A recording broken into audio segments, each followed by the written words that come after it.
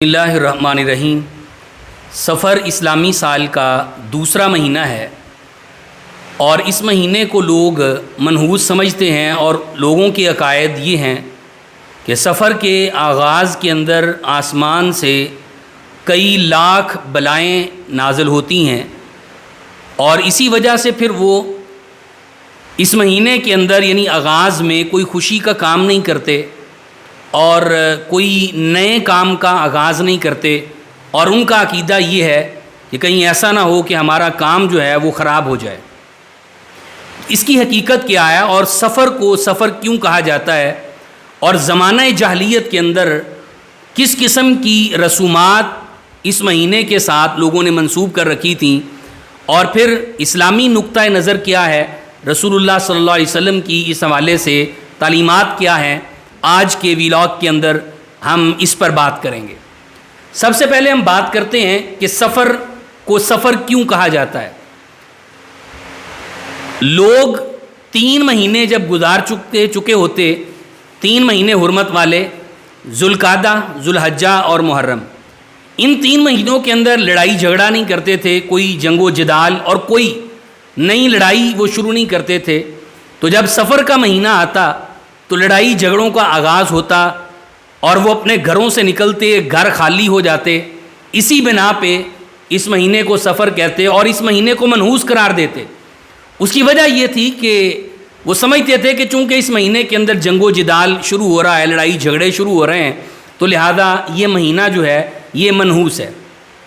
اللہ رب العزت نے جب سے زمین و آسمان کو قائم کیا ہے، مہینوں کی تعداد اللہ نے 12 مقرر کی ہے۔ ان عدت الشہور عند اللہ 12 شہرا فی کتاب اللہ یوم خلق السماوات والارض۔ اللہ تعالیٰ نے جب سے زمین و آسمان کو پیدا کیا ہے تب سے مہینوں کی تعداد 12 مقرر کی ہے۔ منہا اربعۃ حرم، ان میں سے 4 مہینے حرمت والے ہیں۔ تو سفر یہ اسلامی سال کا دوسرا مہینہ ہے۔ اسلام کی آمد سے قبل اور رسول اللہ صلی اللہ علیہ وسلم کی بعثت سے قبل لوگ عجیب قسم کی توہمات کا شکار تھے، عجیب قسم کی خرافات اور عجیب قسم کی روایات لوگوں میں عام تھیں، جس کی وجہ سے لوگ اس مہینے کو منحوس قرار دیتے تھے۔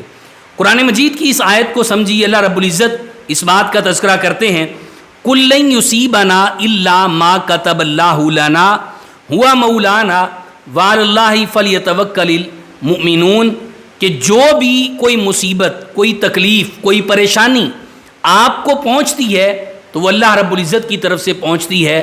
وہی ہمارا مولا ہے، وہی ہمارا آقا ہے، وہی ہمارا داتا ہے، اور ہمیں توکل کرنا چاہیے، اسی پر ایمان والوں کو بھروسہ اور توکل کرنا چاہیے۔ سفر کے مہینے کے اندر جو بدعات اور خرافات ہیں، زمانہ جاہلیت کے اندر لوگ نکلتے، پرندوں سے فالے لیتے، پرندہ اڑاتے، دائیں طرف جاتا تو کام پہ نکل جاتے، بائیں طرف جاتا تو کام سے رک جاتے۔ نبی صلی اللہ علیہ وسلم نے اس حوالے سے بھی لوگوں کو آگاہ کیا۔ آپ نے فرمایا لا عدوى ولا طیارہ ولا حامۃ ولا سفارہ، لوگوں کوئی بیماری متعدی نہیں ہے، اسی طرح کوئی بدشگونی نہیں ہے، اور الو کے بولنے میں بھی کچھ نہیں ہے، اور سفر کے مہینے میں بھی کچھ نہیں ہے۔ مطلب سفر کا مہینہ یہ منحوس نہیں ہے۔ مصائب، پریشانیاں، آلام، دکھ، درد یہ جب بھی آتے ہیں اللہ رب العزت کی طرف سے آتے ہیں۔ رسول اللہ صلی اللہ علیہ وسلم نے یہ عقیدہ لوگوں کو دیا۔ پھر پہلے 13 دن لوگ سمجھتے ہیں کہ کئی لاکھ بلائیں یہ آسمانوں سے نازل ہوتی ہیں، اور اس کو 13 تیزی کا نام دیا جاتا ہے، اور پھر وہ گھنگنیاں سی بنا کے وہ لوگوں میں تقسیم کی جاتی ہیں، کھانے تقسیم کیے جاتے ہیں، لوگوں میں صدقہ و خیرات بڑا عام کیا جاتا ہے کہ یہ جو بلائیں آسمان سے اتر رہی ہیں ہم ان بلاؤں سے محفوظ کر دیے جائیں، اور پھر بدشگونیاں لی جاتی ہیں، مہینے کے ساتھ بدشگونی لی جاتی ہے۔ حالانکہ یہ کام مسلمانوں کا نہیں ہے۔ نبی علیہ الصلوۃ والسلام نے اس عقیدے کا یا ان توہمات کا رد کیا، اور آپ علیہ الصلوۃ والسلام نے ایک ٹھوس اور جامع عقیدہ مسلمانوں کو دیا تاکہ لوگوں کا توکل اور بھروسہ اپنے رب کے ساتھ جڑ جائے۔ رسول اللہ صلی اللہ علیہ وسلم کی حدیث ہے، آپ نے فرمایا کائنات کے اندر کوئی چیز اللہ نے نحوست والی یا منحوس پیدا نہیں کی۔ ہاں اگر نحوست ہونا ہوتی تو آپ نے فرمایا یہ 3 چیزوں میں ہوتی۔ ان کان الشؤوم ففی الثلاثہ، تین چیزوں کے اندر نحوست ہوتی، اگر ہوتی، اللہ تعالیٰ نے نحوست رکھی نہیں ہے کسی چیز میں، لیکن اگر ہوتی تو تین چیزوں میں ہوتی۔ پہلی چیز آپ نے فرمایا المرأۃ عورت، والفرس گھوڑا، والدار اور گھر، اگر نحوست ہونا ہوتی تو ان تین چیزوں میں ہوتی۔ صحیح مسلم کی یہ حدیث ہے۔ اور رسول اللہ صلی اللہ علیہ وسلم کا دوسرا فرمان ہے، آپ علیہ السلام نے فرمایا، سیدنا عبداللہ بن عمر رضی اللہ تعالیٰ اس روایت کے راوی ہیں، آپ نے فرمایا مردت تیارت ان حاجتی ہی، کہ جس بندے کو بدشگونی نے اس کے کام سے روک دیا، یعنی کسی چیز کو منحوس سمجھتے ہوئے یا برا سمجھتے ہوئے اپنے کام سے وہ رک گیا، آپ نے فرمایا فقد اشرکا، اس بندے نے شرک کیا ہے۔ مطلب بدشگونی کی وجہ سے اگر وہ کسی کام سے رک گیا ہے، اس کا مطلب ہے کہ اللہ اس کو برکات دینا چاہتا تھا، اللہ رزق دینا چاہتا تھا، اللہ کی طرف سے اس کے لیے خیر و برکات آنی چاہتی تھی، لیکن فلاں شخص کی وجہ سے برکات رک گئی ہیں، فلاں جانور کی وجہ سے برکات رک گئی ہیں، مطلب بدشگونی لیتا ہے۔ تو نبی علیہ الصلوۃ والسلام نے فرمایا کسی چیز سے بدشگونی لیتے ہوئے اپنے کام کو ترک جس بندے نے کر دیا، اس بندے نے شرک کیا ہے۔ رسول اللہ صلی اللہ علیہ وسلم نے فرمایا لیس منا من تطیر او تطیر لہ، یعنی جو شخص بدشگونی لیتا ہے یا جس چیز سے بدشگونی اس شخص نے پکڑی ہے، آپ علیہ الصلوۃ والسلام نے فرمایا یہ بدشگونی لینے والا یہ ہم میں سے نہیں ہے۔ تو اس لیے کسی چیز سے بدشگونی نہیں لینی، یہ عقیدہ رکھیے نفع نقصان کا مالک صرف اللہ ہے، اسی کی طرف سے آزمائشیں آتی ہیں، پریشانیاں، مصائب، دکھ درد یہ اسی کی طرف سے آتے ہیں، اور یہی ایک بندہ مسلمان کا عقیدہ ہونا چاہیے۔ اب مشرکین مکہ کا عقیدہ کیا تھا؟ جو نبی علیہ الصلوۃ والسلام نے جن کے عقیدے کو اصلاح کی اور اس عقیدے کو ختم کیا، اور اللہ کے پیغمبر صلی اللہ علیہ وسلم نے اللہ پر توکل کا عقیدہ دیا، مشرکین مکہ کیا کہتے تھے؟ اللہ تعالیٰ قرآن مجید میں فرماتے ہیں وَإِن تُصِبْهُمْ حَسَنَةٌ، اگر ان کو کوئی نیکی یا اچھائی یا کوئی خوشی پہنچتی تو یقول هَذِهِ مِنْ عِنْدِ اللَّهِ، تو وہ یہ کہتے کہ یہ خوشی، یہ آسانی یہ اللہ تعالیٰ کی طرف سے ہے۔ وَإِن تُصِبْهُمْ سیئۃ، اور جب ان کو کوئی پریشانی آتی، کوئی مصیبت ان کے اوپر آ جاتی تو یقول هذه من عندک، تو وہ اللہ کے رسول کو کہا کرتے کہ یہ پریشانی، یہ مصیبت یہ آپ کی وجہ سے ہمارے اوپر نازل ہوئی ہے۔ تو یہ مشرکین مکہ کا عقیدہ تھا، وہ بھی بدشگونیاں لیتے تھے۔ اسی طرح بنی اسرائیل کا بھی یہ عقیدہ تھا۔ سیدنا موسیٰ علیہ السلام کے بارے میں اللہ کہتے ہیں وَإِن تُصِبْهُمْ سَیِّئَةٌ، جب ان کو کوئی پریشانی پہنچتی تو وہ کیا کہتے؟ یَطَّیَّرُوا بِمُوسَىٰ وَمَن مَّعَهُ، کہ یہ بدشگونی لیتے اور کہتے کہ یہ موسیٰ علیہ السلام اور ان کے ساتھیوں کی وجہ سے یہ ہمارے اوپر پریشانی اور مصیبت اور یہ تکلیف جو ہے یہ ہمارے اوپر آئی ہے۔ مطلب یہ بدشگونیوں کا عقیدہ یہ بنی اسرائیلیوں میں بھی تھا، یہ مشرکین مکہ میں بھی تھا۔ تو اللہ کے رسول صلی اللہ علیہ وسلم نے آ کے جو عقیدہ دیا وہ کیا تھا کہ لوگوں کل لن یصیبنا الا ما کتب اللہ لنا، اے میرے حبیب پاک آپ لوگوں کو بتلا دیجئے کہ ہرگز ہمیں کوئی چیز نہیں پہنچتی مگر وہی الا ما کتب اللہ لنا، جو چیز اللہ تعالیٰ نے ہمارے لیے لکھ دی ہے وہی ہم تک پہنچتی ہے۔ اب آپ دیکھیں لوگوں نے مشکل کشا بنا رکھے، حاجت روا بنا رکھے، اور یہاں تک عقیدہ بنا رکھا کہ فلاں پیر صاحب کے دربار پہ درخت لگائے، اگر کوئی بندہ اس درخت کو ہاتھ لگائے گا تو اس کی ٹانگ ٹوٹ جائے گی، یا وہ ٹہنی توڑے گا تو اس کے اوپر مصیبتیں آئیں گی، پریشانیاں آئیں گی۔ اس طرح کے عقائد لوگوں نے گھڑ رکھے، تعویذوں پر کا عقیدہ، دھاگوں پہ عقیدہ، چھلوں اور کڑوں پہ لوگوں نے عقیدہ بنا رکھا، یہ فیروزہ ہے، یہ فلانا پتھر ہے، یہ فلانی چیز ہے، اور یہ جناب لوہے کا چھلا ہے، یہ کڑا ہے، اس سے ہاتھوں کی تکلیفیں دور ہوتی ہیں، یا اس سے بندے کو فلاں مرض نہیں لگتا، یا یہ پتھر آپ باندھ لیں، یا پتھر آپ انگوٹھی میں ڈال کے اپنی انگلی میں پہن لیں تو فلاں پریشانی اور بیماری سے آپ محفوظ کر دیے جائیں گے۔ تو یہ سارے نظریات جو ہیں یہ مشرکین مکہ کے تھے یا جاہلیت کے اندر لوگوں کے تھے۔ رسول اللہ صلی اللہ علیہ وسلم نے ان عقائد پر ضربیں لگائیں اور ان عقائد کو آپ نے ختم کیا ہے کہ آپ نے فرمایا مصائب، پریشانیاں، آسانیاں اور لوگوں کے اوپر جو راحتیں ان کو خوشیاں ملتی ہیں وہ اللہ رب العزت کی طرف سے آتی ہیں، ہوا مولانا، وہی ہمارا مولا ہے، وعلی اللہ فلیتوکل المؤمنون، اور ایمان والوں کو چاہیے کہ وہ اپنے رب پر ہی توکل اور بھروسہ کریں۔ اب اس کے بعد اللہ کے رسول صلی اللہ علیہ وسلم آپ اپنے صحابہ کو ایک دعا یاد کروایا کرتے تھے، اور آپ فرمایا کرتے تھے میرے صحابہ یہ دعا ہر نماز کے بعد پڑھا کریں، اللہم لا مانع لما آتیت، کہ اللہ جسے تو عطا کرنا چاہے اس سے کوئی روکنے والا نہیں. مطلب اللہ اگر بیماری چھیننا چاہے، مطلب اللہ اگر خوشی دینا چاہے، اللہ اگر رزق دینا چاہے، اللہ اگر اولاد دینا چاہے تو کوئی روک نہیں سکتا. کہتے جی اولاد کی بندش فلانے نے لگوا دی ہے، فلانے کی وجہ سے اولاد نہیں ہو رہی، یا فلانے کی وجہ سے ہمارے رزق کے اندر کمی آ گئی ہے، فلاں بندے کی وجہ. اللہ تو دینا چاہ رہا ہے، تو یہ کہہ رہا ہے جی فلانے کی وجہ سے جو ہے نا یہ کمی آ رہی ہے.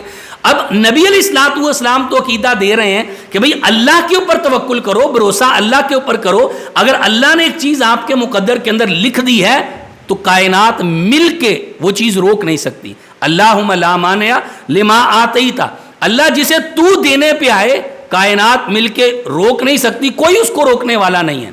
ولا موتیا لما مناتا، اور جس سے تو روک لے پھر لوگ کائنات مل کے اس کو دے نہیں سکتی.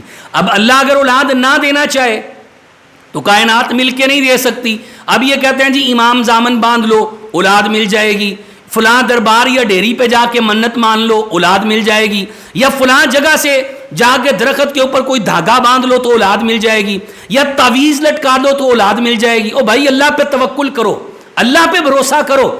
قرآن میں اللہ تعالیٰ یہ بات فرماتے ہیں کہ یہب لمن یشاء اناسا ویہب لمن یشاء الذکور او یزوجہم ذکرانا واناسا ویجعل من یشاء عقیما.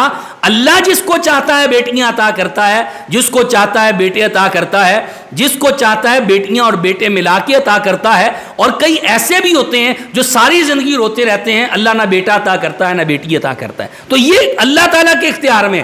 اب آپ دیکھ لیں قرآن مجید کے اندر اللہ تعالیٰ نے کئی نبیوں کا ذکر کیا ہے.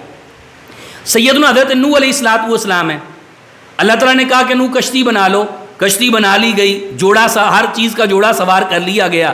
اب نوح علیہ الصلوۃ والسلام نے اللہ تعالیٰ سے یہ دعا کی کہ اللہ میں تو مغلوب ہو گیا، اللہ اب تو ہی میری مدد کر. اور اللہ وقال نوح ربی لا تذر علی الارض من الکافرین دیارا، اللہ ان کافروں کا کوئی گھر بھی دنیا میں باقی نہ چھوڑنا. اور قرآن مجید کا دوسرا مقام ہے فنادا ربہ انی مغلوب فانتصر، اللہ میں مغلوب ہو گیا اب تو ہی میری مدد کر. تو اللہ تعالیٰ کیا کہتے ہیں ففتحنا ابواب السماء بماء منہمر، پھر ہم نے آسمان کے دروازے کھولے، پانی اترا، آسمان نے پانی برسایا، زمین نے پانی نکالا، ہر طرف پانی ہی پانی ہے. یہ باپ اور بیٹے کا مکالمہ چل رہا ہے. باپ کہتا ہے بیٹا میری کشتی میں سوار ہو جا، اور بیٹا کشتی میں سوار نہیں ہو رہا. وحال بینہم الموج، مکالمہ چل رہا ہے، درمیان میں موج حائل ہو گئی. باپ چاہتا ہے بیٹا بچ جائے لیکن موج حائل ہو گئی، باپ کی آنکھوں کے سامنے بیٹا ڈوب گیا. اب اللہ سے کہا کہ اللہ میرا بیٹا میرے اہل میں سے، انہ من اہلی یا ان ابنی من اہلی، میرا بیٹا میرے اہل میں سے. اللہ اور تیرا وعدہ یہ ہے کہ میں تیرے اہل کو تباہ نہیں کروں گا. تو اللہ میرا بیٹا میری آنکھوں کے سامنے ڈوب گیا. تو اللہ تعالیٰ نے فرمایا کہ اے نبی نوح یہ تیرا نہیں ہے، اس لیے کہ انہ عمل غیر صالح، اس کے اعمال اچھے نہیں. اب اللہ کے نبی ہیں، بیٹا آنکھوں کے سامنے ڈوب گیا ہے، لیکن نبی بھی کچھ نہیں کر سکے، اپنے بیٹے کو بچا نہیں سکے. تو یہ کام اختیارات سارے اللہ کے پاس ہیں. چہ جائے کہ آج کے لوگوں کے اوپر آپ عقیدہ رکھ لیں کہ فلانا بیٹے دیتا ہے اور فلانا جو ہے نا وہ بیٹے چھینتا ہے، فلاں جناب آپ کے کاروبار اور آپ کے رزق کے اندر برکتیں چھین لیتا ہے اور فلانا نقصان کر دیتا ہے. تو اس طرح کے عقیدے جو ہیں یہ مشرکین کے مکہ کے تھے یا اس سے پہلے لوگوں کے یہ عقیدے تھے، اور نبی علیہ الصلوۃ والسلام نے تو لوگوں کے عقائد کی اصلاح فرمائی ہے. اچھا اب ابراہیم علیہ الصلوۃ والسلام کو دیکھ لیں. سیدنا ابراہیم علیہ الصلوۃ والسلام اللہ تعالیٰ سے اولاد مانگ رہے ہیں، 80 سال ہو گئے مانگتے مانگتے، اللہ کے سامنے روتے روتے. اللہ نے اولاد عطا نہیں کی، پھر اللہ سے مانگا ہے رب ہب لی من الصالحین، اللہ بیٹا عطا کر دے. اب پھر آگ میں چلے گئے تو وہاں سے کس نے آگ سے بچایا؟ نبی ابراہیم اپنی طاقت اور قوت سے تو نہیں بچے. قلنا یا نارو کونی، اللہ کہتے ہیں ہم نے آگ کو حکم دیا کہ بردم و سلام علی ابراہیم. اب ابراہیم علیہ الصلوۃ والسلام اپنے باپ آزر کے سامنے، اب چاہت یہ ہے کہ باپ سیدھے رستے پہ آ جائے. تو باپ سے کیا کہا یا ابتی لما تعبد ما لا یسمع ولا یبصر ولا یغنی عنک شیئا، کہ آپ جن کی عبادت کرتے ہیں یہ نہ تو سنتے ہیں نہ دیکھتے ہیں اور یہ آپ کے کسی کام نہیں آ سکتے، آپ ان کی عبادت کیوں کرتے ہیں؟ اب باپ نے کیا کہا اگر تو میرے بتوں کو برا کہنے سے باز نہ آیا تو لَأَرْجُمَنَّكَ وَاهْجُرْنِي مَلِيًّا، مار مار کے پتھر رجم کر دوں گا۔ اب ابراہیم علیہ السلام گھر سے نکل رہے ہیں اور کیا کہہ رہے ہیں؟ سَأَسْتَغْفِرُ لَكَ رَبِّي إِنَّهُ كَانَ بِي حَفِيًّا، کہ میں اللہ سے آپ کے لیے بخشش کی دعا کرتا رہوں گا۔ اب ابراہیم علیہ السلام چاہتے ہیں کہ باپ کو ہدایت مل جائے، کوشش کر رہے ہیں، زور لگا رہے ہیں، دلائل پیش کر رہے ہیں، لیکن ہدایت نہیں ملی۔ نبی علیہ السلام نے فرمایا کہ جانور کی شکل میں بنا کے آزر کو جہنم میں پھینک دیا جائے گا۔ اب تھوڑا سا آگے بڑھیے، اللہ تعالیٰ نے قرآن مجید میں ایک اور بات ارشاد فرماتے ہیں موسیٰ علیہ السلام کے حوالے سے۔ اب موسیٰ علیہ السلام جب مدین شہر پہنچے، ایک درخت کے نیچے بیٹھے ہیں تو دعا اللہ سے کرتے ہیں رب انی لما انزلت الی من خیر فقیر، کہ اللہ میں تیرے در کا محتاج ہوں، تیرے در کا فقیر ہوں۔ تو یہ سارے نبیوں کا آپ واقعہ پڑھ لیں، سیدنا حضرت یونس علیہ السلام کا پڑھ لیں، مچھلی کے پیٹ میں چلے گئے ہیں، اب خود اپنی طاقت سے نہیں نکلے، دعا کی ہے، اللہ سے مانگا ہے۔ یعنی یہ جتنے کام بھی سنوارے ہیں، یونس علیہ السلام کو مچھلی کے پیٹ سے نکالا ہے، ابراہیم علیہ السلام کو آگ سے نکالا ہے، سیدنا حضرت ایوب علیہ السلام کی بیماری کو دور کیا، کس نے؟ یہ قرآن پڑھے نا، اللہ رب العزت نے یہاں پہ لا الہ الا انت سبحانک انی کنت من الظالمین، اور ایوب علیہ السلام کی دعا وَأَيُّوبَ إِذْ نَادَىٰ رَبَّهُ رَبِّ أَنِّي مَسَّنِيَ الضُّرُّ وَأَنتَ أَرْحَمُ الرَّاحِمِينَ، یعنی اللہ رب العزت سے سوال کیا اور اللہ سے سب نے مانگا تو اللہ تعالیٰ نے ان کی پریشانیوں کو دور کیا ہے۔ اب سیدنا حضرت نوح علیہ السلام اور سیدنا حضرت لوط علیہ السلام کو دیکھ لیں، ان کی بیویوں کے بارے میں اللہ تعالیٰ کیا کہتے ہیں کہ ضرب اللہ مثلا للذین کفروا امرأۃ نوح وامرأۃ لوط، کہ لوط علیہ السلام کی بیوی اور نوح علیہ السلام کی بیوی یہ دونوں انہوں نے کفر کیا، فخانتاہما، ان دونوں نے خیانت کی، فلم یغنیا عنہما من اللہ شیئا، اب یہ دونوں نبی اپنی بیویوں کے کسی کام نہیں آ سکے۔ اسی طرح سیدنا حضرت موسیٰ علیہ السلام کا واقعہ بھی آپ کے سامنے ہے، رسول اللہ صلی اللہ علیہ وسلم کا واقعہ آپ کے سامنے ہے کہ آپ اپنے چچا کے پاس بیٹھے ہیں، زور لگا رہے ہیں کہ چچا کلمہ پڑھ لے، کان میں کلمہ پڑھ لے۔ اب چچا ابو طالب کیا کہتے ہیں؟ کہتے ہیں بھتیجے اگر کلمہ پڑھ لیا تو برادری میں نعت نہیں رہے گی، لوگ کیا کہیں گے کہ اپنے باپ دادا کے دین کو چھوڑ کے دنیا سے چلا گیا۔ اللہ کے رسول زور لگا رہے ہیں لیکن چچا نے کلمہ نہیں پڑھا۔ آج لوگ یہ بات کہتے ہیں کہ فلانے کے ساتھ جا کے بچ جائیں گے، فلانے کے جھنڈے کے نیچے ہوں گے، فلانا ہمیں بچا لے گا۔ یاد رکھ لیجئے نبی علیہ السلام نے اپنی بیٹی سے کہا تھا، کہا فاطمہ ایم علی معاشیت لا اغنی عنکی من اللہ شیئا، اے بیٹی اعمال اچھے کر لینا، میں بھی تیرے کسی کام نہیں آ سکتا۔ یا بنی عبد مناف، یا بنی ہاشم، اے بنو عبد مناف، اے بنو ہاشم، اے بنو کعب ابن لؤئی، اے میری پھوپھی صفیہ، اعمال اچھے کر لینا، اگر اعمال اچھے ہوئے تو اللہ کی رحمت مل جائے گی، اللہ کے عذابوں سے بچ جائیں گے، اور اگر اعمال اچھے نہ ہوئے تو یہ مت سمجھنا کہ آپ کا عزیز رشتہ دار نبی ہے، اعمال اچھے نہ ہوئے تو میں تمہارے کسی کام نہیں آ سکوں گا۔ تو اللہ کے رسول اپنے چچا سے کہہ رہے کہ کلمہ پڑھ لیں، چچا نے کلمہ نہیں پڑھا، اور قرآن اللہ تعالیٰ نے نازل کیا، کہا انک لا تہدی من احببت ولکن اللہ یہدی من یشاء، اے میرے حبیب پاک ہدایت اسے نہیں ملتی جسے آپ چاہتے ہیں، ہدایت اسے ہی ملے گی جسے اللہ رب العزت چاہے گا۔ نبی علیہ السلام آج بدر کا مارک ہے، کفار کی طرف دیکھا کہ ہر طرح کے اسلحے سے لیس ہیں، ہر طرح کی ٹیکنالوجی، ہر طرح کا سامان حرب و ضرب موجود ہے، اور نگاہ پلٹی تو اپنے صحابہ پہ پڑی، کمزور صحابہ، بخاروں کے ستائے ہوئے، بخاروں کی وباؤں کے مارے ہوئے۔ اللہ کے پیغمبر صلی اللہ علیہ وسلم نے سر سجدے میں رکھا بدر کی زمین پہ، اور اللہ سے دعا کر رہے اللہم انت القوی ونحن الضعفاء، اللہم انت الغنی ونحن الفقراء، نشکو الیک ضعف قوتنا وقلۃ حیلتنا وہواننا علی الناس، کہ اللہ ہم تیرے در کے فقیر ہیں، اللہ ہم تیرے در کے محتاج ہیں، تو غنی ہے، اللہ ہم کمزور ہیں، تو قوی ہے، اللہ ہمیں اپنی قلت کا احساس ہے، لیکن اللہ اگر تیری مدد شامل حال نہ ہوئی، یہ 313 بھی مٹ گئے تو دنیا میں تیرا نام لیوا کوئی نہیں رہے گا۔ تو نبی علیہ السلام نے بھی اللہ سے مانگا، یعنی ہمارے سارے کام بنانے اور سنوارنے والا صرف اللہ ہے، اللہ کے علاوہ کائنات میں کوئی نہیں ہے، یہ بات ذہن میں رکھ لیں، کوئی بیٹے دینے پہ قادر نہیں، کوئی مشکل کشا نہیں، کوئی حاجت روا نہیں، کوئی بگڑی بنانے والا نہیں، کوئی بیڑیوں کو تارنے والا نہیں، یہ سارے کام کرنے پہ صرف اللہ قادر ہے۔ آج لوگ کہتے ہیں جی فلانے نے بڑی محنتیں کی ہیں، بڑی عبادتیں کی ہیں, بڑی اللہ تعالیٰ کی ریاستیں کی ہیں, تو بھائی اگر ریاستیں کی ہیں, محنتیں کی ہیں, اللہ تعالیٰ ان کو اجر سے نوازیں گے. اس کا مطلب یہ نہیں ہے کہ آپ اللہ کی صفات ان کے اندر داخل کر دیں. اب اس کا مطلب یہ نہیں ہے کہ آپ ان کو گنج بخش کہہ دیں, آپ ان کو رنج بخش کہہ دیں, آپ ان کو بگڑی بنانے والے کہہ دیں, آپ ان کو بیڑیاں تارنے والے کہہ دیں. تو اللہ کی صفات جو ہیں یہ غیر اللہ کے اندر داخل نہیں کرنی. تو نبی علیہ الصلوۃ والسلام یہ دعا سکھایا کرتے تھے, میرے صحابہ یہ پڑھا کرو, اللہم لا مانع لما آتیت, کہ جس کو اللہ دینے پہ آئے کوئی روک نہیں سکتا, اور جس سے اللہ روک لے اس کو کوئی عطا نہیں کر سکتا. اور پھر قرآن مجید ہے, اللہ تعالیٰ نے نبی علیہ الصلوۃ والسلام کو مخاطب کر کے کہا ہے میرے حبیب پاک آپ لوگوں کو بتلا دیجئے, قل لا املک لنفسی نفعا ولا ضرا, کہ میں اپنی جان کے لیے بھی کسی نفع نقصان کا مالک نہیں ہوں. اگر اللہ کے رسول صلی اللہ علیہ وسلم نقصان سے بچانے پہ قادر ہوتے, اللہ کے رسول کے 2 بیٹے پہلے دنیا سے چلے گئے, آپ کا بیٹا تیسرا بیٹا ابراہیم آپ کے ہاتھوں میں دم توڑ رہا ہے, تو نبی علیہ السلام کی آنکھیں آنسو بہا رہی ہیں, اور آپ کیا کہہ رہے ہیں, ان نبی فراقی کا یا ابراہیم, اے بیٹا ابراہیم تیرے جانے کا غم بڑا ہے, ان العین تدمع, آنکھیں آنسو بہاتی ہیں, والقلب یحزن, دل پریشان ہے, لیکن ابراہیم ما نقول الا ما یرضی ربنا, ہم اپنی زبان سے کلمات وہی ادا کریں گے جس سے ہمارا رب راضی ہو جائے. تو یہ عقیدہ اللہ کے رسول صلی اللہ علیہ وسلم لوگوں کو بتا کے گئے ہیں, اور اللہ خود اپنے پیغمبر سے کہہ رہے ہیں کہ آپ لوگوں کو بتلا دیجئے کہ میں اپنی جان کے لیے بھی کسی نفع نقصان کا مالک نہیں ہوں, الا ما شاء اللہ, ہوتا وہی ہے جو اللہ چاہتا ہے. اللہ دینا چاہے. اب دیکھیں لوگوں کے عقیدے کیا ہیں, کالی بلی گزر گئی ہے, کالی بلی رستہ کاٹ گئی ہے, بھئی اب کاروبار پہ نہیں جانا, رزق میں کمی آ جائے گی, نقصان ہو جائے گا, پریشانی آ جائے گی, مصیبت آ جائے گی. کیوں جی؟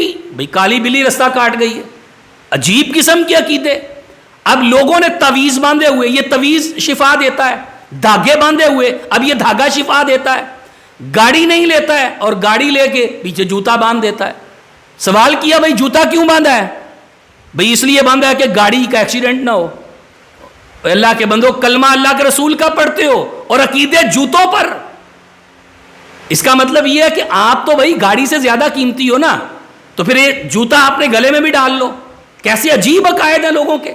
مکان بنایا, بڑا بہترین خوبصورت مکان بنایا, اور چھت کے اوپر وہ کالی ہنڈیا رکھ دی. بھائی کس لیے رکھی؟ کہ یہ ہنڈیا جو ہے وہ ہمیں ہمارے مکان کو نظر بد سے بچائے گی.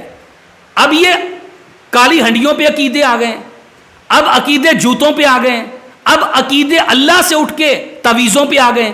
بچہ پیدا ہوا ہے تو اس کے سرانے تالا رکھ دیتے ہیں کہ بچے کا سر نہ بڑھے, جھاڑو الٹا کر کے نہیں رکھنا. اب کپڑے جو ہیں یہ الٹے کر کے خشک کرنے کے لیے نہیں ڈالنے.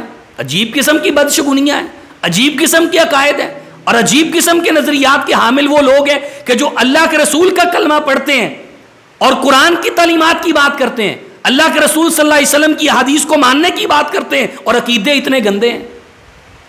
درباروں پہ جا کے اولاد مانگی جا رہی ہے, میری آپ کے آگے اور آپ کی اللہ کے آگے. گندے بدبودار پانی سے غسل کیے جا رہے ہیں. کیا ہے جی, یہاں سے شفائیں ملیں گی, فلاں ڈیری پہ جا کے دھاگا باندھو تو شفائیں ملیں گی. کیسی عجیب قسم کے نظریات اور عقائد ہیں. اور اسلام ایک ٹھوس دین ہے, اسلام ایک مضبوط عقائد کا حامل دین ہے. اتنے کچے اور اتنے گندے عقائد یہ اسلام کے نہیں ہیں. یہ لوگوں نے اپنی دکانداریاں شروع کی ہیں, لوگوں نے لوگوں سے پیسے بنانے کے لیے اس طرح کے کمزور عقائد مسلمانوں کے اندر داخل کر دیے ہیں, اور کچھ عقائد ہندوؤں سے ہمارے اندر آ چکے ہیں. اب پامسٹ بابے بیٹھے ہیں سڑکوں پہ, وہاں پہ جا کے فالیں نکالی جا رہی ہیں. اب طوطا فال نکالے گا, آپ کا یہ جو ہے نا مہینہ کیسا گزرے گا, آپ کا یہ ہفتہ کیسا رہے گا, آپ کو اس مہینے میں شادی کرنی چاہیے کہ نہیں کرنی چاہیے. پھر عجیب قسم کے, بھائی محبوب آپ کے قدموں میں, پھر پسند کی شادی کروانی ہے تو ہمارے پاس آ جاؤ. یہ پامسٹ بابے بیٹھے ہیں, اور پھر آپ کے ہاتھ کی لکیریں کیا بتاتی ہیں, ہاتھ کی لکیریں ہم آپ کو بتائیں گے. اور بھائی یہ ہاتھ کی لکیروں میں اگر کچھ ہوتا تو اللہ کے رسول کیا ہمیں بتا کے نہ جاتے؟ نبی علیہ الصلوۃ والسلام نے تو کسی کی ہاتھ کی لکیروں کو دیکھ کے نہیں کہا کہ بھائی تیری ہاتھ کی لکیریں یہ بتا رہی ہیں, تیرا ستارہ آج گردش میں ہے اور تیرا ستارہ گردش میں نہیں ہے. اگر یہ پامسٹ بابے جو سڑکوں پہ فٹ پاتھوں پہ بیٹھ کے تمہاری پسند کی شادی کروا رہے ہیں, تمہارے محبوب کو قدموں میں لا رہے ہیں. اور بھائی اتنی طاقت ان کے اندر ہوتی تو خود فٹ پاتھوں پہ بیٹھے ہوتے. اور میرے محترم بھائیوں, آؤ اپنے عقیدوں کی اصلاح کرو. میری ماؤں بہنوں, اپنے عقیدوں کی اصلاح کرو, سمجھو ان چیزوں کو. یہ ساری لوگوں کی شعبدے بازیاں ہیں. یہ لوگ آپ کے ایمان کو جو ہے نا وہ آپ سے چھیننے پہ لگے ہیں. اپنے عقائد کی اصلاح کیجئے, قرآن کو ترجمے سے پڑھیے, قرآن کی آیات بینات کو پڑھیے, تاکہ آپ کو وہی عقیدہ ملے جو اللہ کے رسول لوگوں کو دے کے گئے تھے. اور پھر ایک سنڈے میگزین اٹھا لیں یا کوئی میگزین, 1/4 صفحہ اس پہ لکھا ہوتا ہے کہ آپ کا یہ ہفتہ کیسا گزرے گا. اب ستاروں کے ذریعے وہ بتا رہے ہیں کہ آپ کا ستارہ گردش میں ہے کہ نہیں, آپ اس مہینے کے اندر شادی کر سکتے ہیں کہ نہیں, آپ اس مہینے میں کاروبار کا آغاز کر سکتے ہیں کہ نہیں. یہ ساری چیزیں اللہ کے بندو, نفع نقصان کا مالک صرف اللہ ہے. یہ ستارے کچھ نہیں ہیں. ستاروں کا یہ کام نہیں ہے کہ وہ آپ کو نفع نقصان دے سکیں. یہ دنیا کے اندر جتنے بھی لوگ ہیں یہ اللہ کی مخلوق ہیں, ان کے پاس نفع نقصان کا اختیار نہیں ہے. جب اللہ کے رسول کے پاس نہیں ہے تو ان کے پاس کیسے ہو سکتا ہے؟ آپ فرما رہے ہیں, اللہ آپ کو کہہ رہے ہیں کہ لا املک لنفسی نفعا ولا ضرا. اے میرے حبیب پاک, آپ لوگوں کو بتا دیں کہ میں اپنی جان کے لیے بھی کسی نفع اور نقصان کا مالک نہیں ہوں.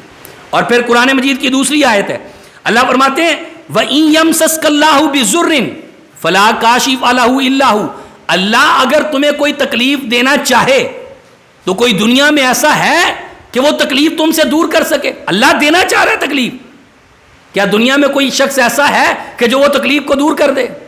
اور اللہ اگر آسانی دینا چاہ رہا ہے, اللہ اگر کوئی خیر اور بھلائی دینا چاہ رہا ہے, تو کوئی دنیا میں ایسا ہے کہ جو تمہیں نقصان دے دے اور وہ خیر و بھلائی چھین لے آپ سے؟ یہ قرآن ہے. فلا کاشف لہ الا ہو. اگر اللہ تمہیں تکلیف یا پریشانی دینا چاہ رہا ہے تو اللہ کے علاوہ اس کو دور کرنے پہ بھی کوئی دنیا میں قادر نہیں ہے. یہ قرآن مجید کی آیات بینات ہیں. اور پھر نبی علیہ الصلوۃ والسلام نے تربیت فرمائی لوگوں کی کس انداز سے. عبداللہ بن عباس آپ کے پیچھے سواری پہ سوار ہیں, کہا یا عبداللہ, اے عبداللہ احفظ اللہ یحفظ کا, تو اللہ کی حفاظت کر, اللہ تیری حفاظت کرے گا. احفظ اللہ تجدہ تجاہک کا, اے بیٹا تو اللہ کی حفاظت کر, تو اللہ کو اپنے سامنے پائے گا. وَإِذَا سَأَلْتَ فَاسْأَلِ اللَّهَ. بیٹا جب بھی سوال کرنا ہے اللہ سے سوال کرنا. عقیدہ نوٹ کر لو, بیٹا اولاد مانگنی ہے اللہ سے مانگنی ہے, رزق میں برکت مانگنی ہے اللہ سے مانگنی ہے, خوشی مانگنی ہے اللہ سے مانگنی ہے, سکون مانگنا ہے اللہ سے مانگنا ہے. جو چیز بھی تجھے ضرورت ہے وَإِذَا سَأَلْتَ فَاسْأَلِ اللَّهَ, بیٹا جب بھی سوال کرنا ہے اللہ سے کرنا ہے. وَإِذَا اسْتَعَنْتَ فَاسْتَعِنْ بِاللَّهِ, اور بیٹا جب بھی مدد مانگنی ہے تو مدد بھی اللہ سے مانگنی. یہ عقیدہ اللہ کے پیغمبر سمجھا رہے ہیں. یہاں پہ مدد مانگنی ہو تو فلاں ڈیری پہ چلے جاؤ, فلاں قبر پہ چلے جاؤ, فلاں مزار پہ چلے جاؤ, فلاں جگہ پہ جا کے دیگیں چڑھا دو, فلاں جگہ پہ جا کے جناب سجدے کر لو, رکوع کر لو اور منتیں سماجتیں کر لو, نظر و نیاز غیر اللہ کے نام کی مان لو. نبی علیہ الصلوۃ والسلام عقیدہ کیا دے رہے ہیں, بیٹا وَإِذَا اسْتَعَنْتَ فَاسْتَعِنْ بِاللَّهِ, بیٹا جب بھی مدد مانگنی ہے اللہ سے مدد مانگنی. اور یہی ہمارا عقیدہ ہے. اهدنا الصراط المستقیم یا ایاک نعبد و ایاک نستعین, اهدنا الصراط المستقیم, کہ اللہ عبادت بھی تیری کرتے ہیں اور مدد بھی ہم تجھ سے ہی مانگتے ہیں. یہ ایک بندہ مسلمان کا عقیدہ ہونا چاہیے. اور اگلی بات نبی علیہ السلام نے فرمائی, کہا بیٹا یاد رکھ لو وَلَوِ اجْتَمَعَتِ الْأُمَّةُ عَلَىٰ أَن يَنفَعُوكَ بِشَيْءٍ, اگر یہ ساری امت جمع ہو جائے تجھے نفع دینے پہ, کہ تجھے نفع دینا ہے اور اللہ نے تیری تقدیر میں نفع نہیں لکھا, تو بیٹا یاد رکھ لو لَمْ يَنفَعُوكَ إِلَّا بِشَيْءٍ قَدْ كَتَبَهُ اللَّهُ لَكَ. یہ ساری کائنات مل کے بھی تجھے نفع نہیں دے سکتی. اللہ نے اگر تیرے نصیبے میں اولاد نہیں لکھی, یہ ساری کائنات مل جائے, بزرگ بابے سارے مل جائیں, یہ تمہیں اولاد نہیں دے سکتے. لم ينفعوك الا بشيء, ملے گا وہی قد كتبه الله لك جو اللہ تعالیٰ نے تیرے مقدر میں تیرے نصیبے میں لکھ دیا. اور ساری کائنات مل جائے تو یہ نقصان پہنچانا ہے. وَلَوِ اجْتَمَعُوا عَلَىٰ أَن يَضُرُّوكَ بِشَيْءٍ, ساری کائنات مل جائے کہ تجھے نقصان پہنچانا ہے, اللہ نقصان نہ پہنچانا چاہے, تیری تقدیر میں نقصان نہیں لکھا, تو یہ کائنات مل کے بھی تیرا نقصان نہیں کر سکتی. رُفِعَتِ الْأَقْلَامُ, کلمیں اٹھا لی گئی ہیں, وَجُفَّتِ الصُّحُفُ, اور صحیفے خشک کر دیے گئے ہیں. اب تیری تقدیر سے کوئی چیز مٹائی نہیں جا سکتی اور نئی چیز لکھی بھی نہیں جا سکتی.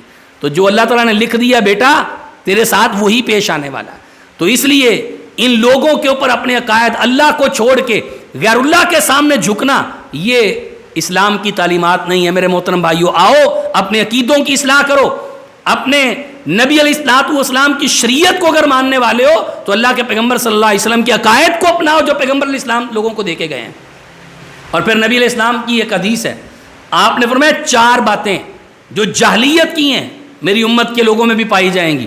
اربع من امتی لا یترکوہن، میری امت ان کو چھوڑے گی نہیں. وہ 4 باتیں کون سی ہیں؟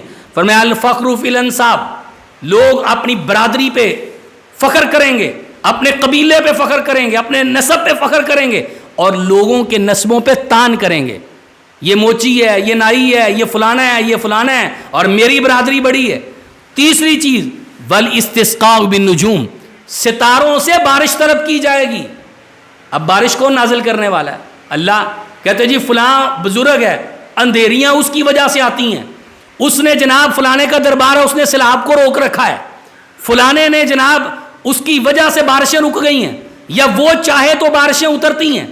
یہاں پہ ستاروں سے لوگ بارشیں مانگ رہے ہیں. نبی علیہ السلام میں یہ جاہلیت کی بات ہے کہ لوگ ستاروں سے بارشیں طلب کریں گے. والنیاحۃ، اور نوحہ کرنے والی ہیں، یہ بھی جاہلیت کی رسومات میں سے ہے. تو آپ نے فرمایا یہ 4 چیزیں میری امت ان کو نہیں چھوڑے گی. آج بھی نوحے ہو رہے ہیں، کتنے 100 سال گزر جانے کے بعد آج بھی لوگ ماتم کر رہے ہیں. فرمایا لیس منا من لطم الخدود وشق الجیوب ودعا بدعوى الجاہلیہ، لوگوں وہ ہم میں سے نہیں ہے جو اپنے رخسار کو پیٹے، اپنا گریبان چاک کرے اور جاہلیت کی آوازوں جیسی آوازیں نکالے، وہ ہم میں سے نہیں ہے. اور پھر نبی علیہ الصلوۃ والسلام ایک رات بارش ہوئی، آپ نے فجر کی نماز پڑھائی، اللہ کے رسول صلی اللہ علیہ وسلم نے اپنے صحابہ کی طرف چہرے کو پھیرا. آپ نے فرمایا میرے صحابہ جانتے ہو تمہارے رب نے کیا کہا؟ حل تدرون ماذا قال ربکم، تم جانتے ہو تمہارے رب نے کیا کہا؟ تو صحابہ کہنے لگے اللہ کے رسول اللہ و رسول عالم. تو نبی علیہ الصلوۃ والسلام نے فرمایا قال اصبح من عبادی مؤمن بی و کافر. اللہ تعالیٰ نے یہ بات کہی ہے کہ آج لوگوں نے صبح کی ہے، کچھ نے اس حال میں کی ہے کہ وہ مومن ہے اور کچھ نے اس حال میں کی ہے کہ وہ کافر ہو گئے. فاما من قال، جس شخص نے یہ بات کہی کہ مطرنا بفضل اللہ ورحمتہ، کہ ہمیں بارش عطا کی گئی اللہ کے فضل اور اس کی رحمت سے، یعنی اللہ نے بارش نازل کی ہے. فذالک مؤمن بی، اس نے میرے پر ایمان رکھا. وکافر بالکواکب، اور ستاروں کی تاثیر کا انکار کیا کہ ستاروں کی وجہ سے بارش نہیں اترتی. اور واما من قال مطرنا بنوع کذا وکذا، اور جس نے یہ عقیدہ رکھا کہ بارش فلاں فلاں ستارے کی وجہ سے نازل ہوئی ہے، اللہ فرماتے ہیں فذالک کافر بی، اس نے میرا انکار کیا ہے. ومؤمن بالکواکب، اور اس نے ستاروں پر ایمان رکھا ہے. یعنی جو شخص کہے کہ بارش ستاروں کی وجہ سے اتری ہے، اس نے اللہ تعالیٰ کا انکار کیا ہے، اللہ تعالیٰ کی رحمتوں کا انکار کیا ہے. اللہ کے بندو بارشیں بھی اللہ، تو جو اللہ نازل کرتا ہے، اور جو بندہ یہ بات کہے جی پتر فلانے نے دیا ہے، فلانے کی ڈیری سے ملا ہے، فلانے کے امام زامن سے ملا ہے، تو اس نے کیا اللہ تعالیٰ کی قدرت اور رحمت کا انکار نہیں کیا؟ بیٹا پیدا ہوتا ہے تو پیراں دیتا، اور اگر کوئی فوت ہو جائے تو کہتے اللہ کی رضا. وما قدر اللہ حق قدر ہی، اور تم نے اللہ کی قدر کوئی نہیں پہچانا کہ رب کون ہے. اللہ کے بندو آؤ اپنے عقیدے کی اصلاح کرو. اور آخری بات سن لیجئے، یہ جو لوگ بدشگونیاں لیتے ہیں، ہاتھ جا کے پامست بابوں کو دکھاتے ہیں، نبی صلی اللہ علیہ وسلم کی حدیث ہے، آپ نے فرمایا سنو، لیس منا من تطیر او تطیر لہ، بدشگونی لینے والا یا جس شخص کے لیے بدشگونی لی جا رہی ہے، آپ علیہ الصلوۃ والسلام نے فرمایا یہ بدشگونی لینے والا ہم میں سے نہیں ہے. پھر نبی علیہ الصلوۃ والسلام نے فرمایا من اتا عرافا او کاہنا فسألہ عن شیء، جو بندہ کسی کاہن پامست بابے کے پاس آیا اور آ کے اس سے کسی چیز کا سوال کیا، تو آپ نے فرمایا لم تقبل لہ صلاۃ 40 لیلہ، اس بندے کی 40 راتوں تک اللہ عبادت نماز قبول نہیں کرتا ہے. یعنی آ کے اپنی ہاتھیں انگلیاں دکھائیں، لکیریں دکھائیں، دیکھو یہ میری قسمت میں کیا ہے. پھر نبی علیہ الصلوۃ والسلام کی ایک اور حدیث ہے، یہ صحیح مسلم کی حدیث ہے، آپ نے فرمایا من اتا عرافا او کاہنا فصدقہ بما یقول، جو بندہ کسی کاہن کے پاس، پامش بابے کے پاس آیا اور آ کے اس کی باتوں کی تصدیق کی، فقد کفر بما نزل علی محمد صلی اللہ علیہ وسلم، اس بندے نے اس چیز کا انکار کیا ہے جو اللہ تعالیٰ نے میرے اوپر نازل کی ہے۔